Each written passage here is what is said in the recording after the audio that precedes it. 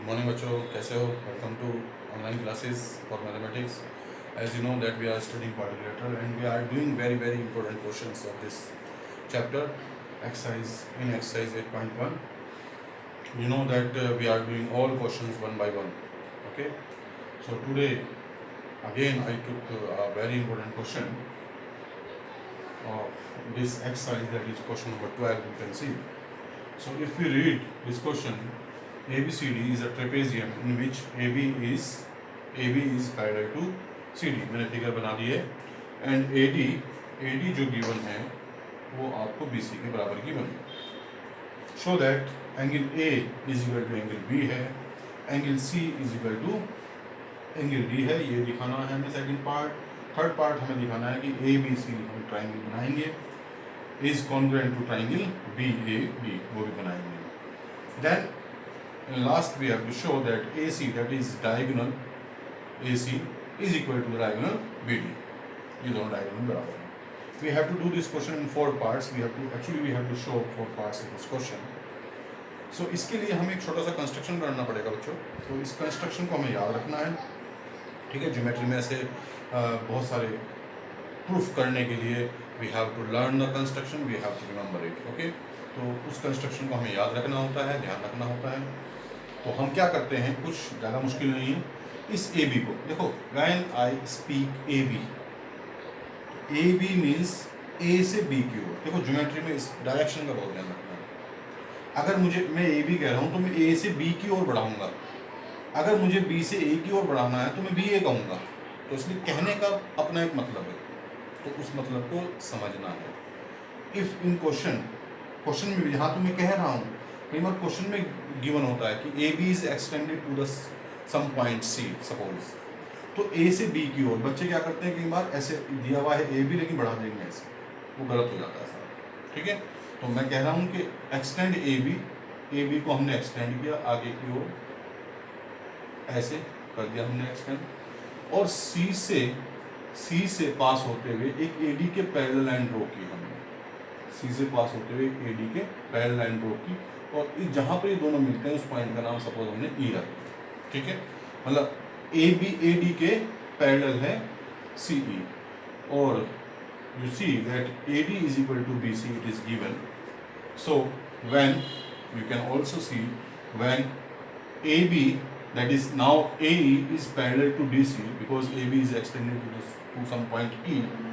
and जब एक pair और ये AD जो है, AD हमने इस तरह से ड्रॉ की है CE को कि वो AD के पैरेलल है, यानी कि AD हमारे कंस्ट्रक्शन में आ गया है. सॉल्यूशन करता हूँ मैं. फर्स्ट पार्ट, हमारा जो AD है वो पैरेलल है इसके CE के. हमने कंस्ट्रक्शन इस हिसाब से किया.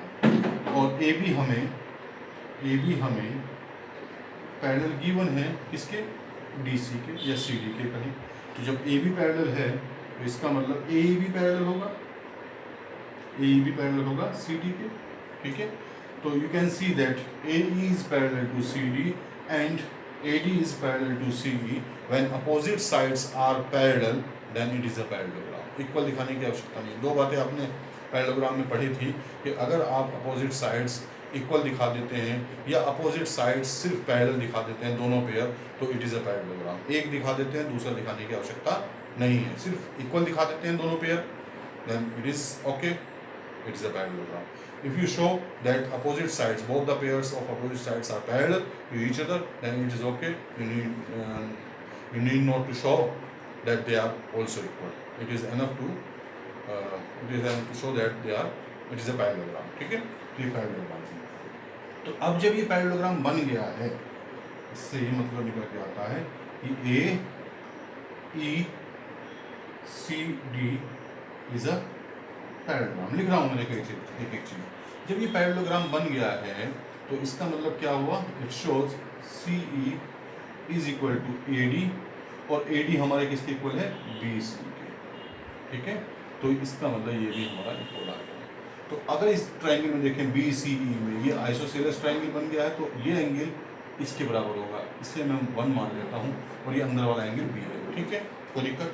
तो angle E is equal to angle 1 होगा. कभी जरूरत पड़ेगी हम इसका प्रयोग करेंगे. इससे इतना कंक्लूजन निकल गया है, because BCE is an isosceles triangle. अब फर्स्ट पार्ट में A is equal to B के दिखाना है मुझे, ये वाला एंगल मुझे एंगल B के दिखाना है, ठीक है। Now AECD is a parallelogram, तो मैं जानता हूँ angle A plus E is equal to 180 होगा, इसे थोड़ी देर के लिए 1 मान लेते हैं इक्वेशन, और एंगल 1 प्लस एंगल B जो होगा वो भी हमारा क्या होगा 180 होगा, इसे सेकंड मान लेते हैं, ठीक। और 1 की जगह हम क्या रख सकते हैं, E रख सकते हैं, तो सेकंड इसे नहीं मानते हैं, 1 की जगह E रख सकते हैं, तो angle E plus angle B is equal to 180 होगा, इसे हम सेकंड मानते हैं। नाउ फर्स्ट एंड सेकंड दोनों बराबर आ गए हैं, RHS दोनों का बराबर है, तो angle A plus E is equal to E angle plus B के होगा। ये एंगल है, यहाँ पे मैं भले ही सिंबल नहीं बना रहा हूँ, चलो बना देते हैं, तो एंगल E से एंगल E कट गया, तो angle A is equal to angle B हमारा आ गया, ये हमारा फर्स्ट पार्ट हो गया। मैं ये नहीं कहता हूँ कि इसी तरीके से हो सकता है क्वेश्चन, मैं बार बार इस बात को दोहराता हूँ कि जरूरी नहीं सिर्फ इसी तरीके से होता है क्वेश्चन, लेकिन मैं इस तरीके से कर रहा हूँ। अगर आप किसी और तरीके से कर सकते हैं, करना जानते हैं, तो एक तरीका और सीख लेते हैं, ठीक है, कोई दिक्कत नहीं है। तो ये हम अब इस थोड़ा रब कर देते हैं, जगह बन जाएगी।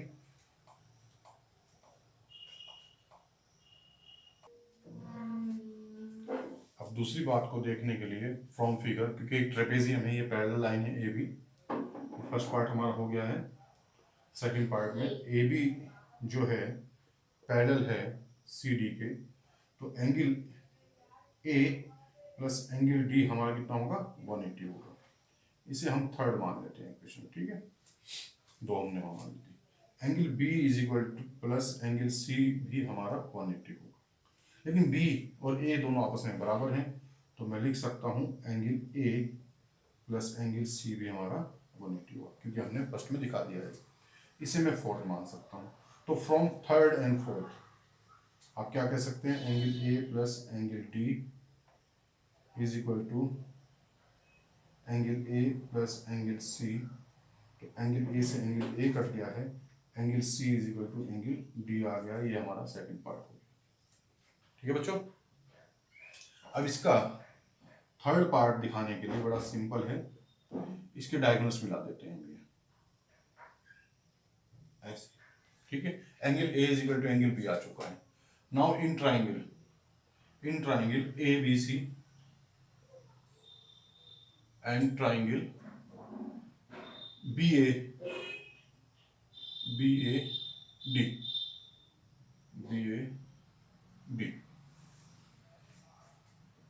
BAD में देखो जरा, ABC ये रहा, इसमें एंगल B जो आ रहा है, और एंगल A किसमें BAD में, एंगल A बराबर हो गया है, ठीक है। AB is equal to BA होगा, क्योंकि कॉमन साइड है दोनों की। Similarly AD is equal to BC होगा, गिवन है ये गिवन है, तो दो साइड, ये वाली साइड आ गई ABD की, BAD की, ये वाली साइड और ये वाली साइड, इसके बीच का एंगल, ऐसे ही ABC में ये वाली साइड क्योंकि कॉमन है, और ये वाली साइड इसके बीच का angle. So by SAS you can say criterion of triangles, triangle क्या हो गया, ABC is congruent to triangle BAD होगा ये। ऐसी फोर्थ पार्ट, अब देखो फोर्थ पार्ट तो बड़ा आसान है। अब ये क्या हो गया, AC जिसे हम डायगोनल कह रहे हैं, इस ट्रेपेजियम का, बात हम ट्रेपेजियम की कर रहे हैं, जो पैरेललोग्राम बनाया गया है, दैट इज कंस्ट्रक्शन, ये कंस्ट्रक्शन है, वो हमारी क्वेश्चन का हिस्सा नहीं है, वो हमने बनाया है। AC is equal to BD होगा, क्यों, CPCT, इसी का रिजल्ट है, इसी का CPCT है। तो बच्चों ठीक है, ये क्वेश्चन मुझे लगता है समझ में आ गया होगा, आपके अच्छा क्वेश्चन है ये, इस एक्सरसाइज का लास्ट क्वेश्चन भी था। अब मैंने इसके मोस्टली क्वेश्चंस करा दिए हैं, और मुझे उम्मीद है आप लोगों के पूरा थीम जो है इस एक्सरसाइज का, इस चैप्टर की इस एक्सरसाइज का समझ में आ गया होगा। तो आप अब सभी प्रकार के क्वेश्चंस कर सकते हैं, मुझे ऐसा लगता है। मैं एक टेस्ट लूँगा छोटा सा। तो इसी उम्मीद के साथ कि आप लोगों को समझ में आ गया होगा, we wind up here. That's all for today. Do practice, आप प्रैक्टिस करें इस तरह के क्वेश्चंस की, ताकि आपका एक अच्छा कमांड बन जाए। ठीक है, तो have a nice day, thanks for watching, bye bye.